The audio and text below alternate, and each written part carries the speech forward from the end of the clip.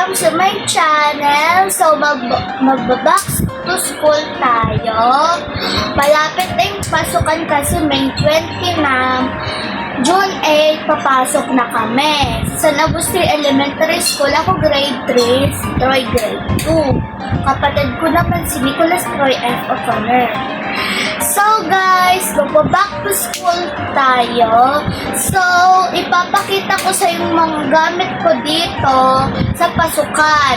So, una, meron tayong notebook, dalawang pencil case pero isa lang gagamitin, at saka glue, pencil sharpener, scissors, eraser, 24 colors, at envelope, at meron din tayo neto na may folder.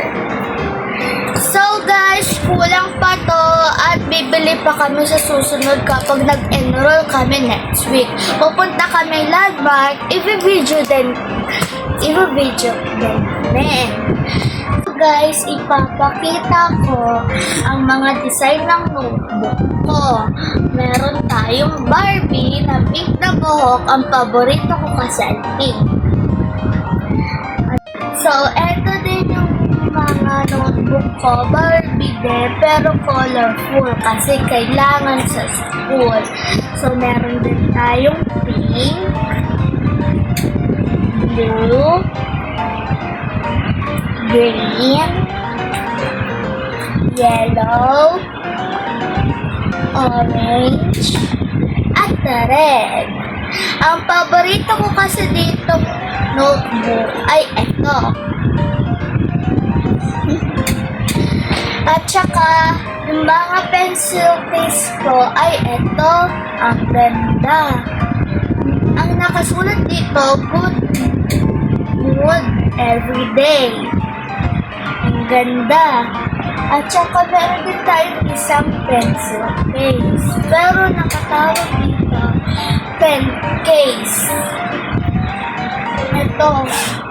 Hindi natin diba? Ang ganda. So, ang gagamitin ko ditong pencil case is ito, sa pasukan. At saka meron pa tayong scissors na may takip siya para hindi na mapasukan yung mga tao. Pero hindi naman matulis. Pero baka kasi magunting magpapon. Na guys, rinedy ko na at inanda ko na ang mga stationery ko. So, next time ko na lang iba-vlog yung mga iba.